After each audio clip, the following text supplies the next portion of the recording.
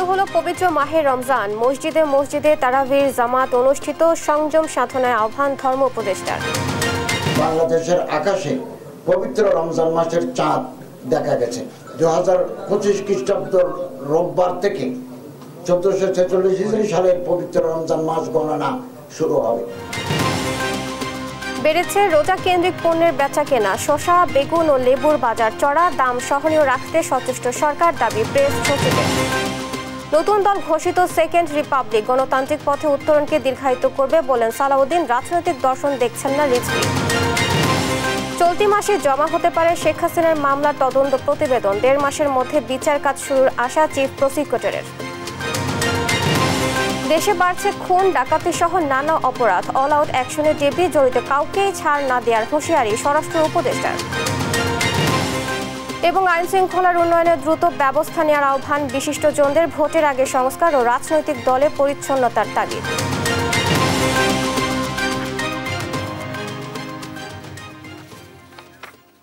দেখছিলেন শিরোনাম সংবাদ সকালের, সঙ্গে আছি আমি আয়েশা বুবলি। এবার বিস্তারিত। প্রকৃতিতে চলছে বসন্ত। বাড়তি নান্দনিকতা যোগ করতে রংপুরে ফুটেছে শ্বেত মাধবীলতা। ফুলের চারপাশে উঠছে প্রজাপতি। এসব দেখতে ভিড় করছেন প্রকৃতিপ্রেমীরা।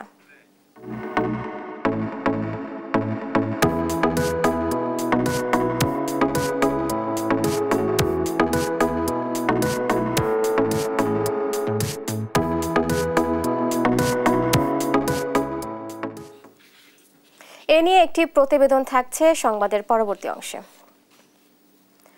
রহমত, মাগফিরাত ও নাজাতের সওগাত নিয়ে আবার এলো পবিত্র মাহে রমজান। প্রথম তারাবির নামাজে জাতীয় মসজিদ বাইতুল মোকাররমে ঢল নামে মুসল্লিদের। এর আগে সন্ধ্যায় দেশের আকাশে রমজান মাসের চাঁদ দেখা যায় বলে নিশ্চিত করে জাতীয় চাঁদ দেখা কমিটি। পরে ধর্ম উপদেষ্টা ডক্টর আফম খালিদ হোসেন রমজানের পবিত্রতা রক্ষায় দেশবাসীর প্রতি আহ্বান জানান। হাসান মাহমুদের রিপোর্ট। পবিত্র রমজানের প্রথম তারাবিতে জাতীয় মসজিদ বাইতুল মোকাররমে ঢল নামে মুসল্লিদের। শনিবার রাত 8টায় জামাত শুরুর আগেই পূর্ণ হয় মসজিদ। নামাজ, রোজা, তিলাওয়াতের মাধ্যমে পুরো মাস অতিবাহিত করে মহান আল্লাহর কাছ থেকে রহমত, মাগফিরাতের সঙ্গে পরকালীন নাজাত পেতে এ মাসকে বড় সুযোগ বলে মনে করেন ধর্মপ্রাণ মুসলমানরা। আল্লাহ সবাইকে ভালো রাখুন, রমজানের রোজা রাখার তৌফিক দান করুন। যে আমাদের গুনাহগুলো ক্ষমা করা, আমাদের এই রমাদানের শিক্ষা নিয়ে বাকি পুরোটা জীবন আমাদের যেন কাটাতে পারি, ওইটা হচ্ছে আমাদের দিলের তামান্না। এই সৌভাগ্যের মাসে আমরা আল্লাহর কাছে নিজের জন্য, আমার আত্মীয় স্বজন এবং গোটা দেশের জন্য দোয়া করব, যাতে করে আল্লাহ একটি সুন্দর, সুস্থ এবং শান্তিপূর্ণ বাংলাদেশ আমাদেরকে দেন। কোরআন নাজিলের মাস রমজান, সেই রমজানের জন্য আমরা কোরআনের উপর প্রতিষ্ঠিত থাকতে পারি, সেই কামনাই করছি। এর আগে সন্ধ্যায় ইসলামী ফাউন্ডেশনে বৈঠকে বসে জাতীয় চাঁদ দেখা কমিটি। পরে দেশের আকাশে চাঁদ দেখা যায় বলে জানান ধর্ম উপদেষ্টা আফম খালিদ হোসেন। পবিত্র রমজান মাসের চাঁদ দেখা গেছে। এমত অবস্থায় আগামী 17 ফাল্গুন 1431 বঙ্গাব্দ 2 মার্চ 2025 খ্রিস্টাব্দ রোববার থেকে 1446 হিজরি সালের পবিত্র রমজান মাস গণনা শুরু হবে। এ সময় রমজানের পবিত্রতা রক্ষায় দেশবাসীর প্রতি আহ্বান জানান উপদেষ্টা। অকারণে নিত্য প্রয়োজনীয় দ্রব্যের দাম না বাড়ানোর আহ্বানও জানান তিনি। রমজানের পবিত্র রক্ষার্থে এই পবিত্র মাসে তারা ব্যবসা করবেন, লাভ করবেন, নিঃসন্দেহে করবেন। তবে তারা যাতে জিনিসপত্রের দাম সহনীয় পর্যায়ে থাকে, এই ব্যাপারে প্রয়োজনীয় তারা মানসিকভাবে তৈরি থাকবেন, প্রস্তুতি নেবেন। এটা আমরা ব্যবসায়ী ভাইদের প্রতি অনুরোধ জানাচ্ছি। পবিত্র রমজান মাসে আত্মশুদ্ধির মধ্য দিয়ে সারা দেশে শান্তি প্রতিষ্ঠিত হবে, এমনটাই প্রত্যাশা মুসল্লিদের। হাসান মাহমুদ, দেশ টিভি, ঢাকা। এদিকে সারা দেশের মসজিদে মসজিদে তারাবির নামাজ আদায় করেন ধর্মপ্রাণ মুসল্লিরা। আল্লাহর সন্তুষ্টি কামনায় রোজার প্রথম তারাবিতে ঢল নামে মুসল্লিদের। মসজিদগুলোতে জড়ো হওয়া মুসল্লিরা একে অপরকে শুভেচ্ছা জানিয়ে তারাবির নামাজ শুরু করেন। সবার চোখে মুখে রমজানের পবিত্রতা ও আনন্দ লক্ষণীয় ছিল। তাদের অভিমত, তারাবি আল্লাহর সন্তুষ্টির পাশাপাশি মুসলমানদের মধ্যে একতা ও ভ্রাতৃত্ববোধ দৃঢ় করে। চট্টগ্রাম ও বাঘেরহাটের সহকর্মীর পাঠানো তথ্য ছবিতে অঙ্কন চৌধুরীর রিপোর্ট। শুরু পবিত্র মাহে রমজানের, তাই তো দেশের মসজিদগুলোতে তারাবি নামাজ আদায়ে ঢল নামে ধর্মপ্রাণ মুসল্লিদের। প্রথম তারাবি পড়তে মাগরিবের নামাজের পর থেকেই মসজিদগুলোতে আসেন মুসল্লিরা। নামাজ শুরুর আগেই অধিকাংশ মসজিদ পরিপূর্ণ হয়ে যায়। অনেকে আবার স্থান না পেয়ে বাইরেই জায়নামাজ বিছিয়ে নামাজ আদায় করেন। চট্টগ্রামের মসজিদগুলোতে নামাজ নির্বিঘ্নে আদায়ের জন্য কর্তৃপক্ষ ব্যবস্থা নেয়। আইন শৃঙ্খলা বাহিনীও নিরাপত্তা নিশ্চিত করতে তৎপর ছিল। পাশাপাশি স্বেচ্ছাসেবকরাও দায়িত্ব পালন করেন। এদিকে বাগেরহাটে ধর্মীয় গাম্ভীর্যের মধ্য দিয়ে ঐতিহাসিক ৬০ গম্বুজ মসজিদে তারাবির নামাজ হয়। রাত ৮টায় এশা নামাজের পর থেকেই শুরু হয় তারাবির নামাজ। প্রথম দিনে হাফেজ মাওলানা আব্দুল্লাহ মামুন ও হাফেজ মাওলানা মহিবুল্লাহ নামাজের ইমামতি করেন। ৬০ গম্বুজ মসজিদে তারাবির নামাজ আদায় করতে দূর দূরান্ত থেকে মুসল্লিরা ছুটে আসেন। আহলান সাহলান মাহে রমজান। রমজানকে কেন্দ্র করে আমরা সবাই মুসলমানদের একটা আবেগের স্থান, এবং এটা হলো মনে করেন যে জান্নাত এবং নাজাতের একটা ওসিলা। আসসালামু আলাইকুম। আমার বাসা এই পাশে হওয়া সত্ত্বেও আমি আমার বয়সে এই তারাবি নামাজি বাগেরহাটে ৬০ গম্বুজ মসজিদে প্রথম পড়তেছি এবং আমার খুব ভালো লাগতেছে। যারাদেরকে আনছে এখানে তাই পড়ার জন্য, সেটাও খুব অনেক সুন্দর। মানে কোরআন তেলাওয়াতের দিক থেকে বলেন অথবা সুরের দিক থেকে বলেন, আসলে এখানে পড়ার জন্য অনেকেই আগ্রহ হবে যারা মনে করেন সুর শুনবে। আল্লাহর রহমত ও বরকত লাভের আশায় পুরো রমজান জুড়ে ইবাদত বন্দেগীতে সময় কাটাতে চান মুসল্লিরা। অঙ্কন চৌধুরী, দেশ টিভি। পবিত্র রমজান উপলক্ষে ইফতারের জন্য স্টেশনের প্ল্যাটফর্ম ও মেট্রোতে পানি বহন করতে পারবেন যাত্রীরা। এক্ষেত্রে পরিমাপ নির্ধারণ করে দিয়েছে মেট্রো রেল পরিচালনাকারী প্রতিষ্ঠান Dhaka mace transit limited DMTCL। সে অনুযায়ী সর্বোচ্চ ২৫০ মিলিলিটার পর্যন্ত পানি বহন করতে পারবেন এক একজন যাত্রী। ২৭ ফেব্রুয়ারি DMTCL এর MRT লাইন 6 এর উপপ্রকল্প পরিচালক আহসানুল্লাহ শরীফী স্বাক্ষরিত বিজ্ঞপ্তিতে এ তথ্য জানানো হয়।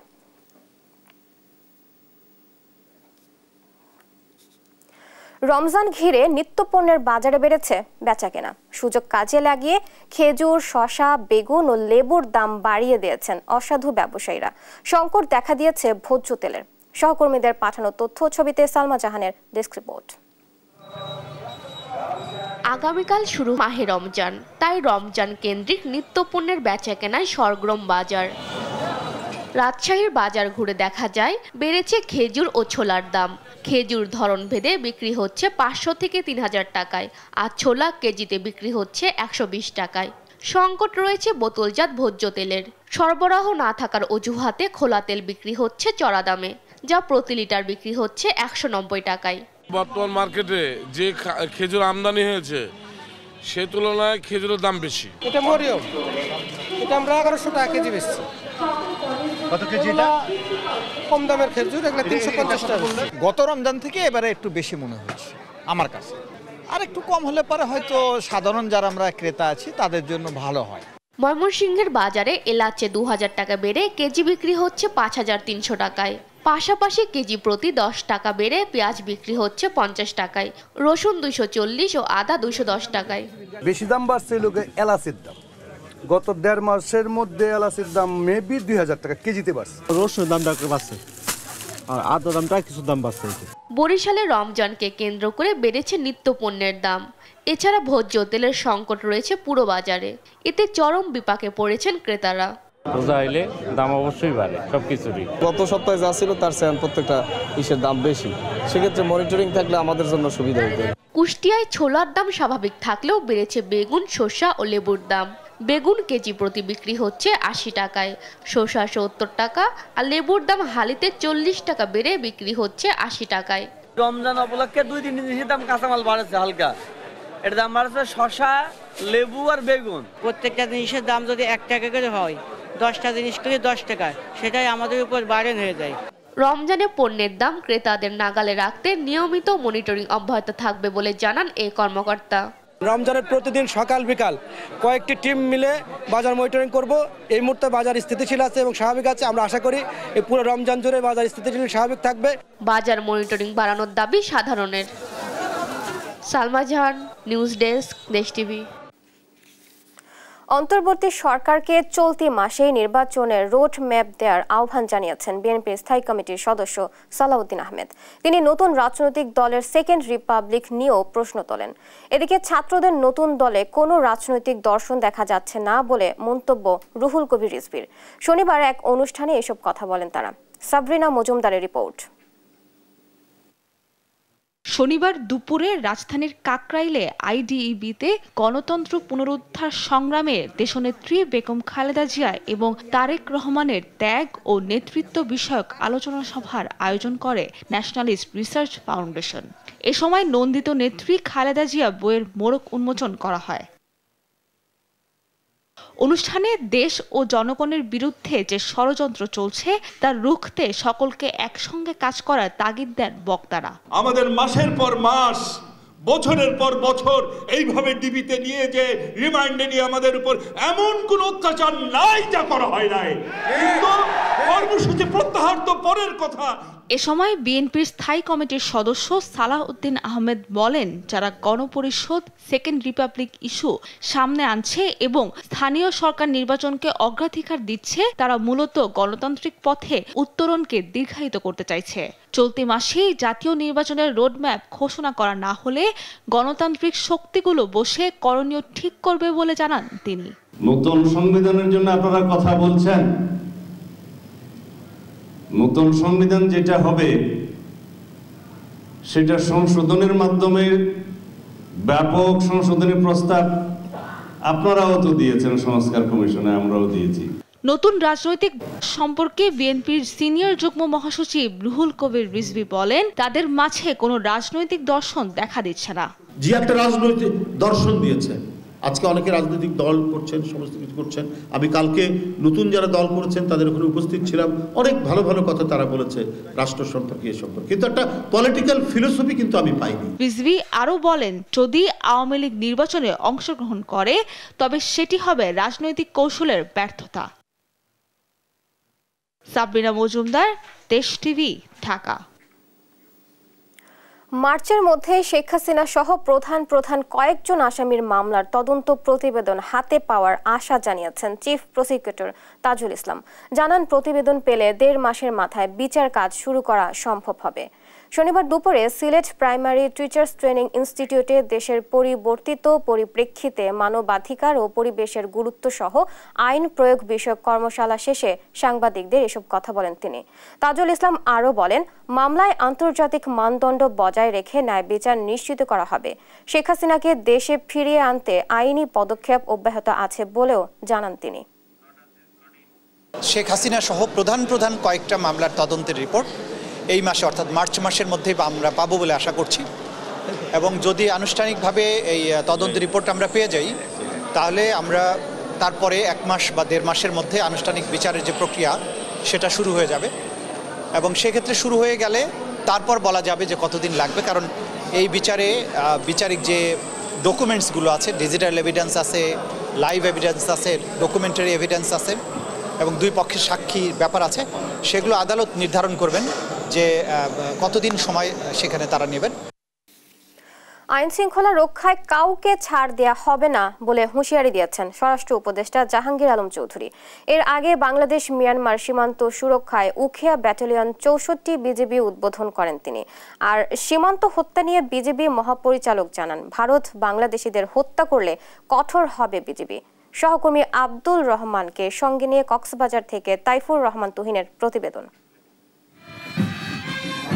যাত্রা শুরু করলো উখিয়া ব্যাটালিয়ন 64 বিজিবি।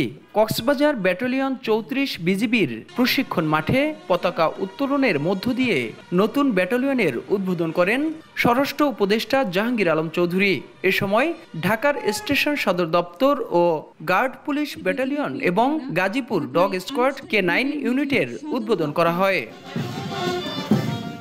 এ সময় সীমান্ত রক্ষায় নবগঠিত ব্যাটালিয়ন সহ বাহিনীর সকল সদস্যকে দৃঢ়তার সঙ্গে কাজ করার আহ্বান জানান বিজিবি মহাপরিচালক আশরাফুজ্জামান চৌধুরী। জানান, ভারত সীমান্ত হত্যা বন্ধ না করলে বাংলাদেশে অনুপ্রবেশকারীদের উপরও কঠোর হবে বিজিবি। গতকাল সন্ধ্যা থেকে এখন পর্যন্ত বিএসএফ এর সদর দপ্তর থেকে শুরু করে যেই জায়গায় এই হত্যাটা হলো, সর্ব জায়গায় আমরা অত্যন্ত জোরালো প্রতিবাদ জানিয়েছি। ভারতীয় অনুপ্রবেশ যারা করে তো তাদের প্রতিগত আমরা সুন্দরভাবে নিয়মের মধ্যে আমরা যে তাদেরকে গ্রেফতার করে হস্তান্তর করি সেটা কতটুকু আর করা যাবে। আমাদের এদিক থেকে যত যাই হোক, অবৈধ অনুপ্রবেশকর যাই হোক, হত্যা কোনো চূড়ান্ত একটা সমাধান হতে পারে না। তো সেই বিষয়ে আমাদের এটা অব্যাহত থাকবে এবং আরো একটি যদি হয় আমরা আরো কঠোর অবস্থানে যাব। আর স্বরাষ্ট্র উপদেষ্টা বলেন, বাংলাদেশ মিয়ানমার সীমান্ত সুরক্ষায় উখিয়ার ব্যাটালিয়ন প্রতিষ্ঠা ছিল সময়ের দাবি। বাহিনীর আধুনিকায়নের কাজ চলছে বলেও জানান তিনি। এই এলাকাটা একটু এলাকা দিয়ে বেশিরভাগ মাদক চলে আসে এবং আরো তো রোহিঙ্গা সমস্যাতে একটা বড় ধরনের সমস্যা হয়ে গেছে। এই জন্য এই ব্যাটালিয়নটা খুবই দরকার ছিল। ভবিষ্যতে আমরা চেষ্টা করবো যদি এখানে যদি আরো ব্যাটালিয়ন দরকার হয় আমরা আরো ব্যাটালিয়ন ইনক্রিজ করবো, মানে এই এলাকাটা যেন শান্তিপূর্ণভাবে থাকতে পারে। এর আগে শনিবার কক্সবাজার জেলা প্রশাসকের কার্যালয়ে স্বরাষ্ট্র ও কৃষি মন্ত্রণালয়ের কর্মকর্তাদের সঙ্গে মত বিনিময় করেন স্বরাষ্ট্র উপদেষ্টা। এ সময় দেশের সার্বিক আইন শৃঙ্খলা রক্ষায় দলীয় বিবেচনায় কাউকে ছাড় দেয়া হচ্ছে না বলেও জানান তিনি। দলীয় বিবেচনায় যেন তারা কাজ না করে এই জন্য অলরেডি আমি তাদের ইনস্ট্রাকশন দিচ্ছি।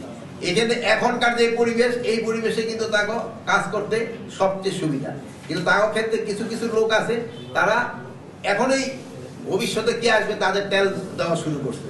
কক্সবাজারের আইন শৃঙ্খলা অবনতিতে রোহিঙ্গাদের দায়ী করে স্বরাষ্ট্র উপদেষ্টা বলেন, তাদেরকে দ্রুত নিজেদের দেশে ফেরত পাঠাতে পারলে সবার মঙ্গল হবে। তাইফুর রহমান তুহিন, দেশ টিভি, কক্সবাজার। দেশের আইন শৃঙ্খলা পরিস্থিতির উন্নয়নে দ্রুত ব্যবস্থা নেয়ার আহ্বান জানিয়েছেন বিশিষ্টজনরা। দ্রুত সংস্কার করেই নির্বাচন দাবি করেন তারা। এ সময় সুশাসনের জন্য নাগরিক সুজন সম্পাদক বদিউল আলম মজুমদার বলেন, সংস্কার ছাড়া নির্বাচন হলে ফিরে আসতে পারে স্বৈরাচারী ব্যবস্থা। নির্বাচন পদ্ধতির সংস্কারের পাশাপাশি রাজনৈতিক দলেও পরিচ্ছন্নতার প্রয়োজন বলে মন্তব্য করেন তিনি। কায়েস রাহাতের রিপোর্ট। অবনতিশীল আইন শৃঙ্খলা পরিস্থিতির দ্রুত উন্নয়ন এবং সংস্কারের মধ্য দিয়ে গণতান্ত্রিক সমাজ বিনির্মাণের দাবিতে রাজধানীর মানিক মিয়া এভিনিউতে মানববন্ধন করে সুশাসনের জন্য নাগরিক সুজন। দেশের বর্তমান পরিস্থিতি অবনতির কথা উল্লেখ করে বক্তারা বলেন, অপারেশন ডেভিল হান্ট পরিচালনা হলেও অরাজকতা নিয়ন্ত্রণে আসছে না। সরকারের কাছে এবং নীতি নির্ধারকদের কাছে, রাজনৈতিক দলগুলোর কাছে এবং সকল সংশ্লিষ্ট সকলের কাছেই আমাদের দাবি, অবিলম্বে আইন শৃঙ্খলা পরিস্থিতি নিয়ন্ত্রণে আনো। এ সময় সংস্কার শেষেই নির্বাচন দাবি করেন সুজন সম্পাদক বদিউল আলম মজুমদার। বলেন, সংস্কার ও রাজনৈতিক দলে পরিচ্ছন্নতা ছাড়া নির্বাচন হলে ফিরতে পারে স্বৈরাচারী শাসন। আমরা যে এই সংস্কার প্রস্তাবগুলো দিয়েছি, 6টা সংস্কার কমিশন এর মধ্যে প্রস্তাবগুলো দিয়েছে, আমরা এখন এগুলোকে একত্রিত করে রাজনৈতিক দলের মতামত নেওয়ার চেষ্টা করছি।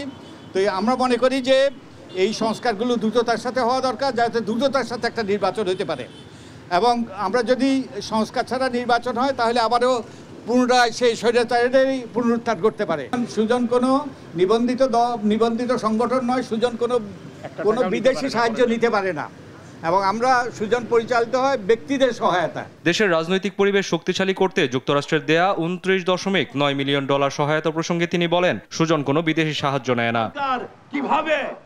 কায়েস রাহাত, দেশ টিভি, ঢাকা। রাতের নগরীর আইন শৃঙ্খলা পরিস্থিতি স্বাভাবিক রাখতে রাতভর রাজধানীর বিভিন্ন জায়গায় যৌথ তল্লাশি চালিয়েছে সেনাবাহিনী ও পুলিশ। এ সময় বিভিন্ন যানবাহনের প্রয়োজনীয় কাগজপত্র না থাকায় শাস্তিমূলক ব্যবস্থা নেওয়া হয়। সোলাইমান স্বপনের ক্যামেরায় আরও জানাচ্ছেন এনআই নাহিদ। রাজধানীর কারওয়ান বাজার, হাতিরঝিল, লিংক রোড, বিজয় সরণি, মহাখালী, বনানী সহ বিভিন্ন জায়গায় রাতভর সেনাবাহিনী ও পুলিশের যৌথ তল্লাশি কার্যক্রম চালানো হয়। এ সময় বিভিন্ন যানবাহনের প্রয়োজনীয় কাগজপত্র ও মোটর আরোহীর হেলমেট না থাকায় শাস্তিমূলক ব্যবস্থা নেওয়া হয়। মাদক সহ কয়েকজনকে আটক করা হয়। তো বন্ধুর হেলমেট ছিল না, তারাবি নামাজ পড়ে ওনাকে বাসায় রেখে আমি বাসা যাব, এর মধ্যে এদিক দিয়ে আসছে, সেনাবাহিনী ধরছে, যৌথ অভিযান চালাচ্ছে ওনারা। ভালো, এটা ভালো। তো একটা সামান্য একটা মামলা আর কি দিচ্ছে। দেশ জুড়ে যৌথ তল্লাশি কার্যক্রম চলমান থাকায় স্বস্তিতে সাধারণ মানুষ। এটা খুবই ভালো হয়েছে, এতদিন পর্যন্ত আমরা এগুলো দেখি নাই, আমরা একটু প্যানিক ছিলাম। I am very happy that they are on the road. এইখানে আমরা অনেক নিরাপত্তায় আছি, আবার আমার মা বোন যারা আছে, দেশের জনগণ অনেক সেফটি ফিল করে। এখন এই দেশের সার্বিক পরিস্থিতি অনুযায়ী এই অভিযান খুবই ভালো এবং চুরি ডাকাতি যে হারে হচ্ছে তো তার থেকে অনেকটা কমে গেছে বা মানুষের মনে যে একটা আতঙ্ক ওইটাও কমে গেছে। যৌথ তল্লাশিতে আইন শৃঙ্খলা পরিস্থিতির দ্রুত উন্নতি ঘটবে এমন প্রত্যাশা নগরবাসীর। এনআই নাহিদ, দেশ টিভি, ঢাকা। মানিকগঞ্জে কোনো নিয়ম নীতির তোয়াক্কা না করেই 3 ফসলি জমির মাটি কেটে বিক্রি করছে একটি প্রভাবশালী মহল। অভিযোগ উঠেছে কেটে নেওয়া এই মাটির বেশিরভাগই যাচ্ছে জেলার বিভিন্ন ইটভাটায়। এতে জমির উর্বরা শক্তি নষ্টের পাশাপাশি অবৈধ ভাটায় ইট পোড়ানোর দূষণে ক্ষতিগ্রস্ত হচ্ছে পরিবেশ। একই সঙ্গে নষ্ট হচ্ছে গ্রামীণ সড়ক, মহাসড়ক। এর সঙ্গে স্থানীয় প্রভাবশালী নেতারা জড়িত থাকায় মুখ খুলতে ভয় পাচ্ছে সাধারণ কৃষকরা। সহকর্মী আব্দুল আলিমের পাঠানো তথ্য ছবিতে বিস্তারিত অঙ্কন চৌধুরীর রিপোর্টে। মানিকগঞ্জের 7 উপজেলার 50টিরও বেশি স্থানে 3 ফসলি জমির মাটি কাটা হচ্ছে। রাতের আধারে মাটি কাটার প্রবণতা বেশি। কয়েকটি ইউনিয়নে 80% কৃষি জমি বিলীন হয়ে গেছে, যা বর্তমানে ডোবা, নালা, পুকুর ও জলাশয়ে পরিণত হয়েছে। মাটির ট্রাক চলাচলে সড়ক নষ্ট হচ্ছে এবং দুর্ঘটনাও দিন দিন বাড়ছে। এমনকি পরিবেশ, কৃষি ও জনস্বাস্থ্য ক্ষতির মুখে পড়েছে। স্থানীয়রা একাধিকবার অভিযোগ করলেও কার্যকরী কোনো ব্যবস্থা নেওয়া হয়নি। প্রশাসন মাঝে মধ্যেই অভিযান পরিচালনার মাধ্যমে সামান্য জরিমানা করেই ছেড়ে দেওয়া হচ্ছে অপরাধীদের। অভিযোগ রয়েছে প্রশাসন বিশেষ সুবিধা নেয় কঠোর ব্যবস্থা নেওয়া হচ্ছে না। আমাদের কৃষি জমি মাটি কেটে দেখেন এক ফিট জায়গাও রাখে নাই, এখন কাটতেছে, এখনই ভেঙে পড়তেছে। আমাদের মরার অবস্থা ছাড়া আর কোনোই নাই। সব ভেঙে ছেড়ে যদি নিচে নেমে যায় তাহলে আমরা কি করে বুনা খামু। জেলায় মোট 1,03,383 হেক্টর ফসলি জমি রয়েছে, যার মধ্যে প্রতি বছর 100 হেক্টর জমি মাটি কাটার ফলে কমে যাচ্ছে। এতে উৎপাদন লক্ষ্যমাত্রা দিন দিন হ্রাস পাচ্ছে। চারিদিকে যে ব্রিক ফিল্ড হইতাছে, এই ব্রিক ফিল্ড নিয়ে সম্পূর্ণ চক্রায় শেষ করতেছে, আবাদি জমি শেষ। আমরা যারা মোটরসাইকেল চালাই আমাদের জন্য এটা অনেক ঝুঁকিপূর্ণ রাস্তা। মাটি কাটার বিরুদ্ধে নিয়মিত অভিযান চালাচ্ছে জেলা প্রশাসন। জড়িতদের দ্রুত আইনের আওতায় আনা হবে বলে জানান জেলা প্রশাসনের এই কর্মকর্তা।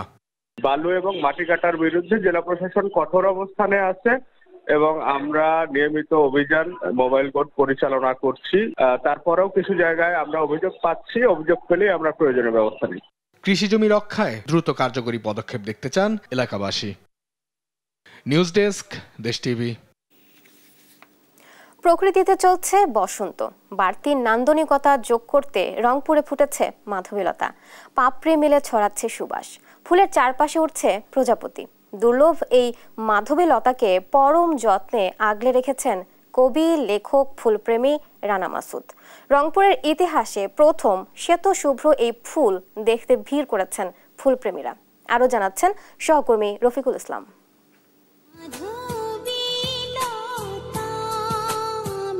মাধবীলতা দেশের প্রথম আবিষ্কৃত ফুল। নিজের স্থান ছেড়ে উপরে ওঠার স্বভাবগত এই ফুল লতা, পাতা আর ডগায় নিজেকে ধরেছে মেলে। চারপাশে দুধের মতো সাদা রঙের ছোট বড় পাপড়ির মাঝখানে হলুদ ছাপ ছড়িয়েছে নিজের সৌন্দর্য। বাগান জুড়ে ফুলের মৌ গন্ধ।